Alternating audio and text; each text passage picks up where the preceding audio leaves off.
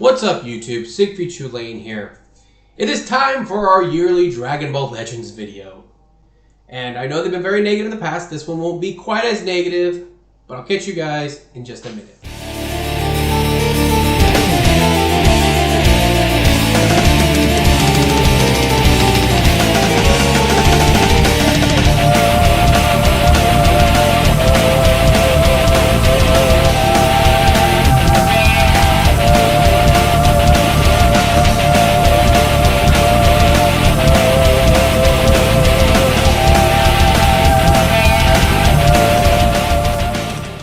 What's up everybody, Siegfried Lane here. Real quick, I do have my new setup. I finally got my dual monitor up, so I'm going to probably be looking this way a bit, which is the recording software, making sure everything's recording fine. So if I look back and forth, please understand that's why. Anyways, welcome to the yearly Dragon Ball Legends rant, I guess.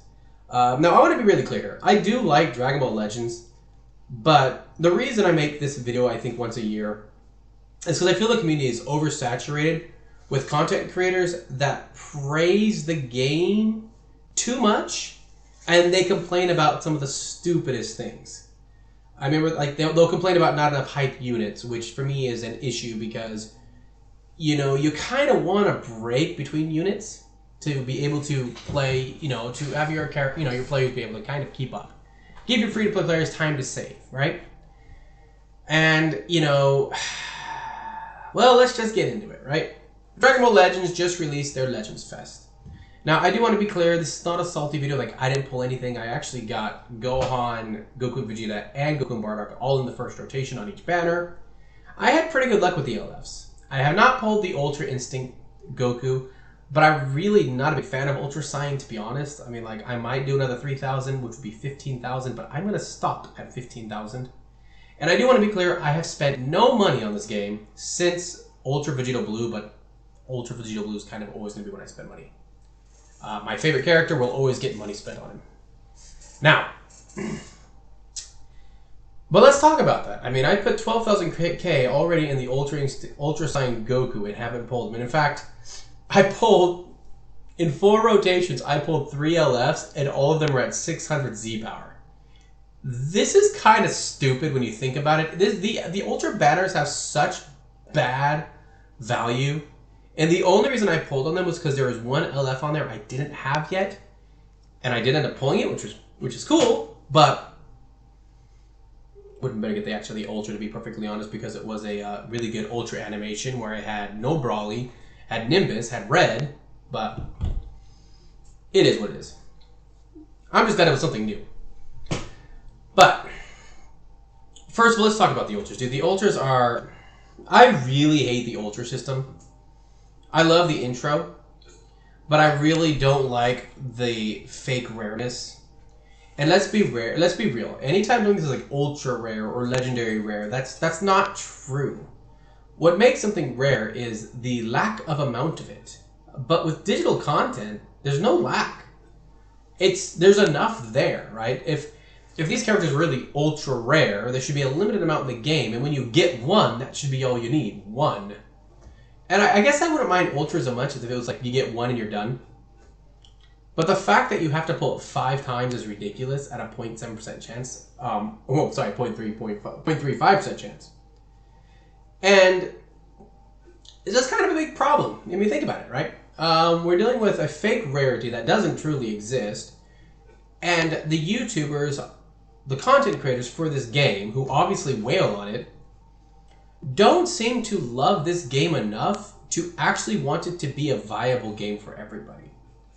Right now, a lot of people can play it. I'm sure right now there's still a lot of free-to-play players. But if you've been playing this game from day one to now, that gap between paid player and free-to-play player is getting bigger and bigger and bigger. When this game first came out, the gap was probably about here. This gap is is absolutely ridiculous now. I mean, if you're a free-to-play player, when you go into a PvP match and you're going against somebody that has a 14-star Vegeta Blue, a 14-star Ultra Instinct, and a 14-star whatever the hell, Genem or whatever, you don't want to play that match. You're just like, nope, not worth it. Because you know that it's going to be an uphill battle against a bad player, and it's impossible against a good player. And it's just put your phone down if it's an actual skilled player. Now, there are cases when you can still win those matches, but let's be real. When a character can one-shot your team, one-shot one of your characters on your team because of their stars, it's ridiculous. And so this gap between paid-to-play and free-to-play is really growing big. And this is a problem, by the way, with all gacha games that have PvP. This is one reason I never want the Hoyoverse games to have PvP introduced. A lack of PvP really makes the game a lot better, because you're not dealing with this huge gap anymore. And I'm going to be honest, like Dragon Ball Legends and even Dokkan, to be honest, I really don't get why these Dragon Ball games do not have a decent freaking pity system at this point in time. Like, the Dokkan coins are pretty good, but the amount you need is ridiculous. And the Dragon Ball Legends tickets are a joke. They have not updated those tickets yet. Those tickets are still stuck at Super Saiyan 4 Goku. Like, the androids haven't appeared on that yet. Bardock hasn't appeared on the yet. Like, I'm sitting at 2,000 tickets because I don't need the other LFs. I'm just like, I don't really want to. They're so high already. It's a waste to pull on them.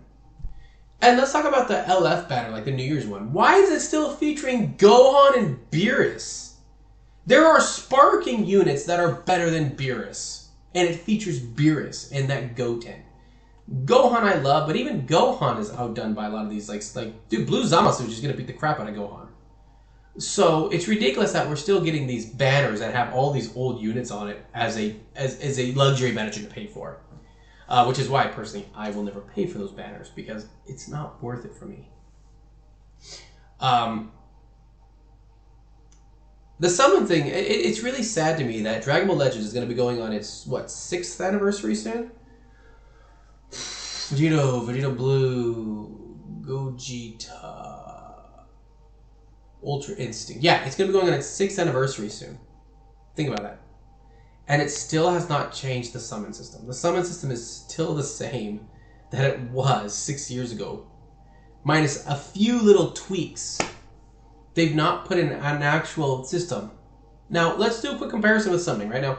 Again, Dragon Ball Legends gameplay is the gameplay itself is good. The mechanics are good. The controls are good. This all comes down to the gacha system. But let's take a look at 7 Deadly Sins. Now, 7 Deadly Sins has horrible rates too. Let's be real.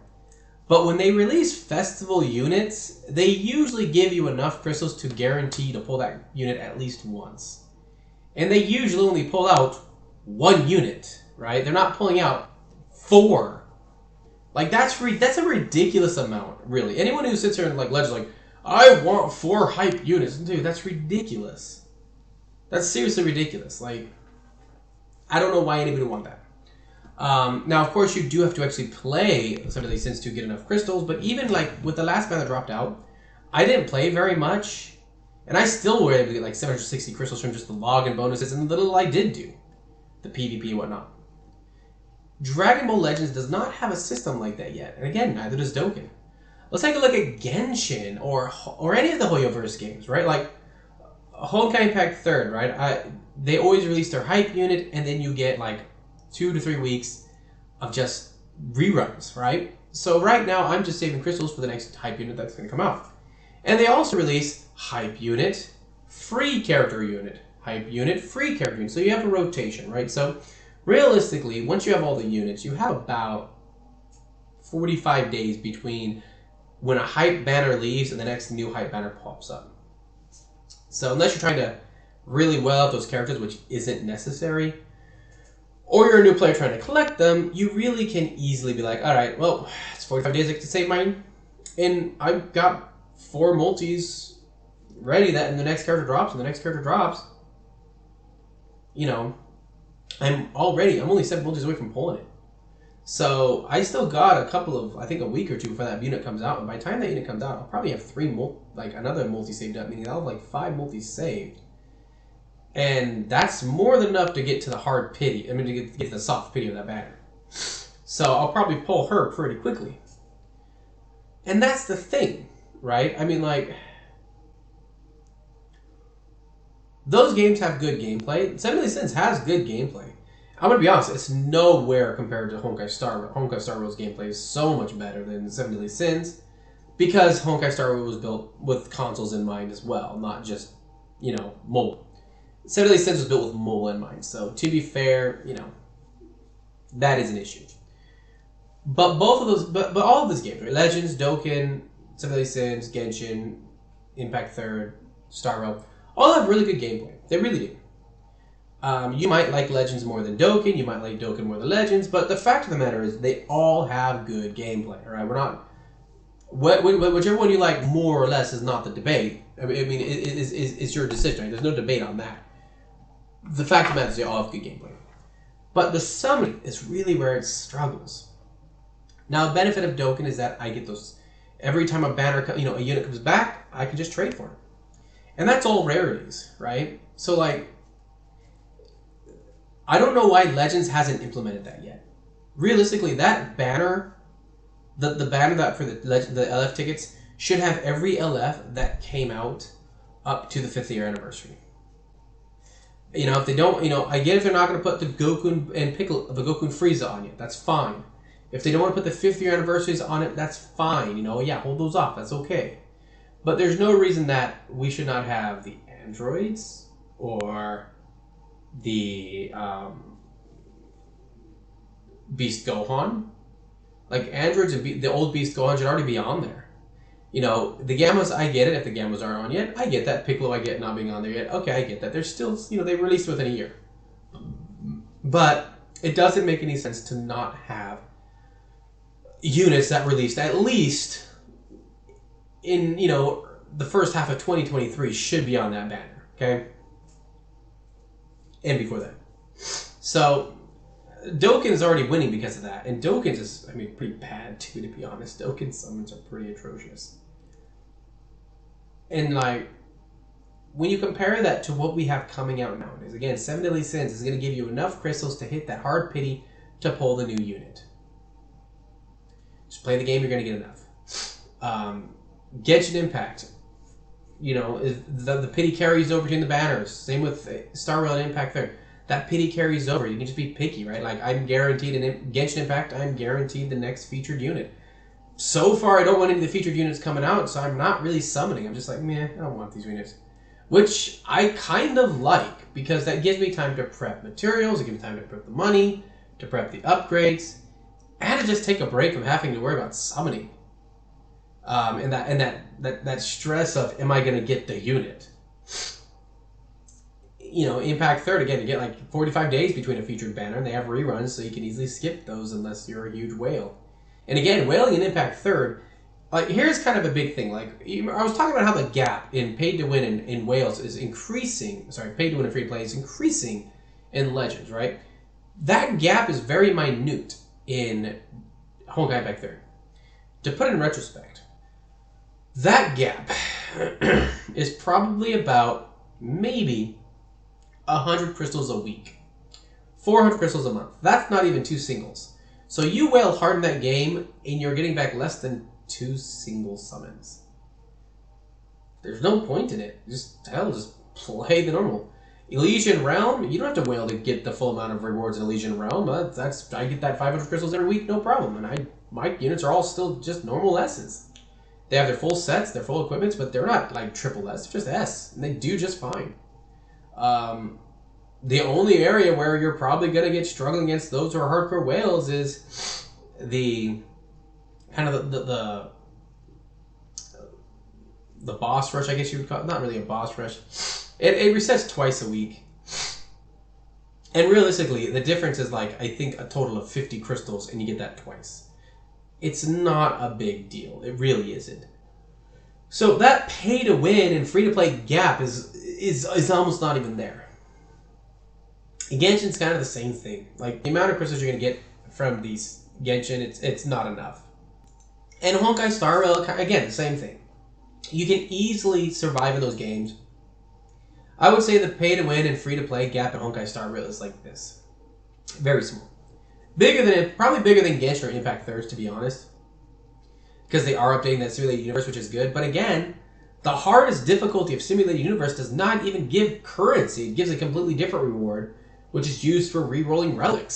So, Again, not even the biggest. It's not even the biggest thing, and that reward you get other ways too. So, but that's what I'm talking about when we're talking about like the pay to win to free to play wall. I mean, even in Dokkan Battle, that pay to win to free to play wall is very small.